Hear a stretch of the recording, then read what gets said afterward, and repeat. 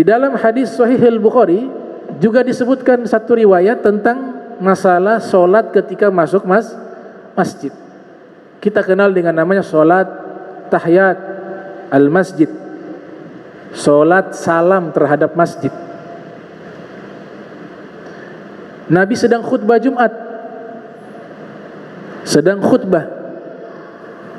Disebutkan dalam riwayat, dakhala rajulun yaumal jum'ati wan nabiyyu yakhtub. Seseorang masuk ke Masjid Nabawi. Pada waktu itu Nabi sedang berkhutbah, khutbah Jumat. Kemudian Nabi memperhatikan dia langsung duduk. Dia tidak sholat. Nabi bersabda, faqala as-sallaita? Apakah kamu sudah sholat? Dia mengatakan, la, belum ya Rasulullah. Faqala an-nabi kum falyusalli rak'atain. Bangunlah, sholatlah 2 rakaat.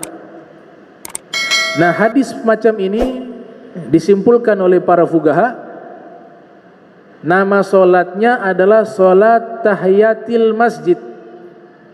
Kalau bahasa Indonesia, sholat tahiyatul masjid. Sholat tahiyatil masjid. Sholat tahiyatul masjid sebenarnya salamnya bukan kepada masjid. Masjid benda mati. Tapi pemilik masjid. Masjid adalah Baitullah fi ardhih. Masjid adalah rumahnya Allah di muka bumi. Jadi makna solat tahiyatul masjid itu adalah bentuk salam kepada pemilik masjid, rumah Allah. Pemilik masjid adalah Allah subhanahu wa ta'ala. Bentuk salam kepada Allah ketika masuk ke dalam masjid, salamnya adalah dengan solat 2 rakaat. Analogi yang sederhana, gak pantas kita masuk rumah orang gak pakai salam. Pantas tidak? Gak pantas. Sunnahnya kita ucapkan salam. Demikian ketika masuk ke masjid, harus kita salam kepada pemilik masjid. Pemilik masjid adalah Allah subhanahu wa ta'ala. Ada satu kitab yang ajib, karya ulama Uzbekistan di kota Samarkand, namanya Al-Imam Abu Lais Samarkandi. Kitab berjudul Tanbihul Ghafilin. Beliau mengatakan ketika seseorang masuk ke masjid kemudian dia sholat 2 rakaat, sholat tahiyatul masjid, dia sudah memberikan satu penghormatan yang tulus dan murni kepada Allah subhanahu wa ta'ala. Dan beliau mengutip satu hadis dari Nabi Muhammad sallallahu alaihi wasallam, likulli syai'in tahiyyah wa tahiyyatul masjidi rak'atani. Segala sesuatu ada salamnya, dan salam kepada pemilik masjid yaitu Allah dengan 2 rakaat, rak'atani. Dan solat tahiyatul masjid tidak dilarang di seluruh waktu.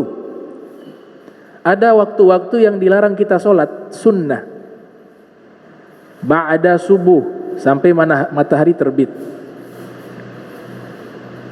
Kemudian matahari di tengah, kecuali hari Jumat. Namun waktunya hanya sekian detik, sudah berubah, sudah halal untuk kita solat. Ba'da asar, tidak ada solat ba'diyah asar, karena waktu itu dilarang sampai matahari tenggelam. Namun solat tahiyatul masjid tidak dilarang di waktu-waktu tersebut. Tiap kali masuk masjid sunnah solat tahiyat masjid, tidak dilarang. Kemudian ulama 4 mazhab menyatakan sepakat hukumnya sunnah. disepakati hukumnya sunnah. Imam Syafi'i mengatakan, dan para pengikut mazhabnya, dan Imam Ahmad ibn Hanbal juga menyatakan, solatnya 2 rakaat bisa digabungkan niat dengan solat sunnah lainnya, khususnya rawatib. Misalnya kita masuk pengen dapat pahala qobliyah juga, niat tahiyatul masjid sekaligus qobliyah, kita dapat 2 pahala tahiyatul masjid dan qobliyah. Ini menurut mazhab Syafi'i dan Hanabilah. Adapun mazhab Hanafi menyatakan solat tahiyatul masjid itu 2 rakaat dan juga boleh 4 rakaat. Bahkan mengatakan 4 rakaat lebih afdol tahiyatul masjid. Dan niatnya hanya boleh tahiyat masjid, tidak boleh digabung. Mazhab Hanafiyah. Kalau Syafi'i kita boleh gabung. Hambali bisa digabung dengan qobliyah atau ba'diyah. Nah, tentunya kita qobliyah ya, karena masuk masjid qobliyah. Kemudian mazhab Maliki mengatakan 2 rakaat, tidak boleh lebih. Salat tahiyatul masjid 2 rakaat. Adapun surat yang dibaca di rakaat pertama surat Al-Kafirun, di rakaat kedua surat Al-Ikhlas. Memang bacaan suratnya tidak ada ketentuan khusus dari Nabi. Akan tetapi ulama mengkiaskan di salat qobliyah subuh. Salat qobliyah subuh, salat sunnah qobliyah subuh itu diriwayatkan oleh Abi Hurairah, disebutkan oleh Imam Nawawi dalam kitab Al-Azkar An-Nawawiyah, Nabi rakaat pertama membaca Al-Fatihah, kemudian Al-Kafirun, rakaat kedua Nabi baca Al-Fatihah dan surat Al-Ikhlas. Nah, mereka analogikan. Sudah yang salat sunnah tidak ada ketentuan bacaan, ya kita gunakan yang sunnah subuh itu. Dan hukum itu valid, disepakati oleh ulama 4 mazhab. Namanya qiyas. Analogi hukum. Kemudian salat tahiyatul masjid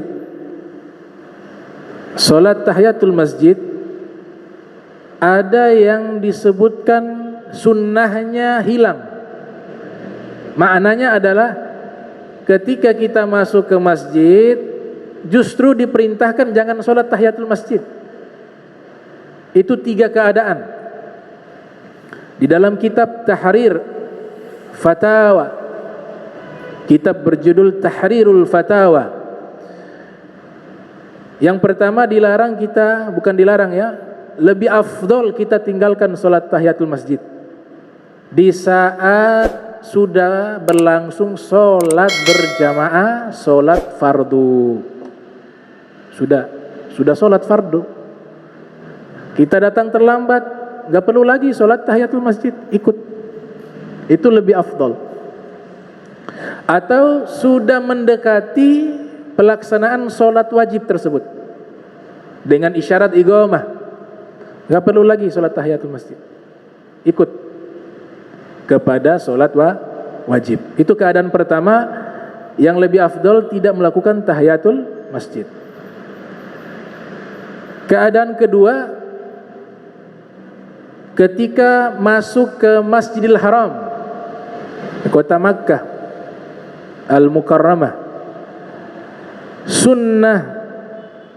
sunnah tahiyat, penghormatan kepada Masjidil Haram itu tawaf, disebut tawaful qudum, tawaf di saat tiba. Sunnahnya bukan salat tahiyatul masjid di Masjidil Haram, tapi sunnahnya tahiyatnya itu adalah tawaf. Kemudian yang ketiga, khotib yang sedang khutbah sudah hampir selesai khutbahnya.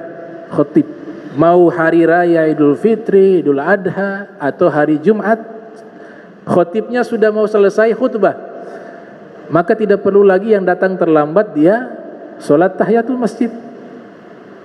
terkecuali khotib baru mulai. Nah, ini ada dua pendapat.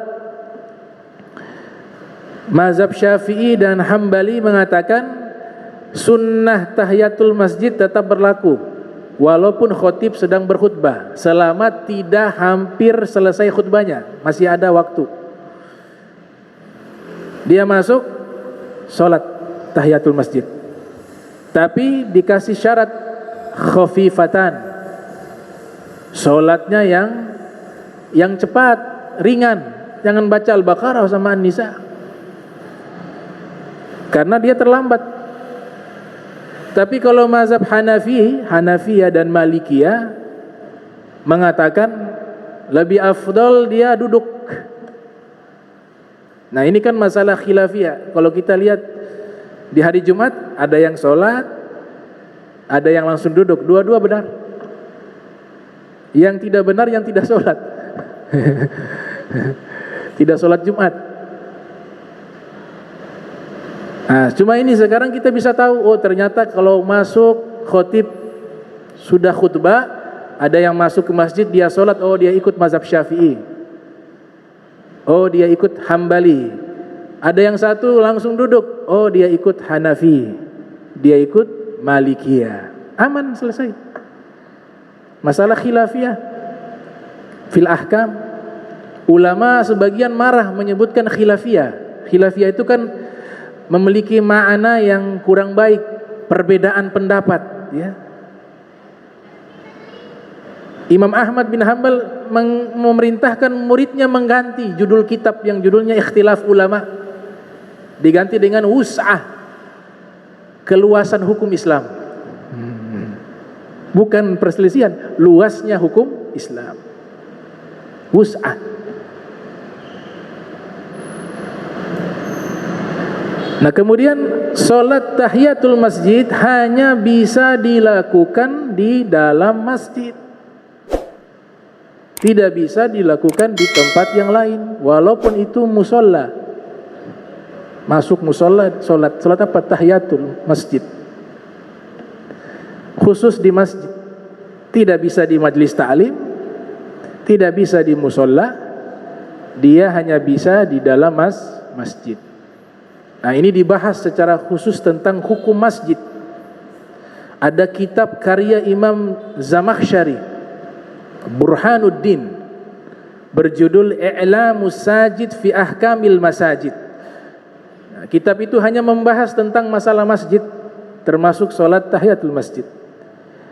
Juga ada kitab karya Kiai Haji Ja'far Shadiq, menggunakan bahasa Arab.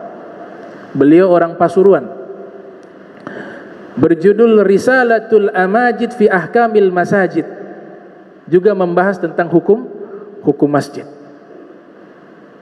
Nah, ini sekilas tentang salat tahiyatul masjid.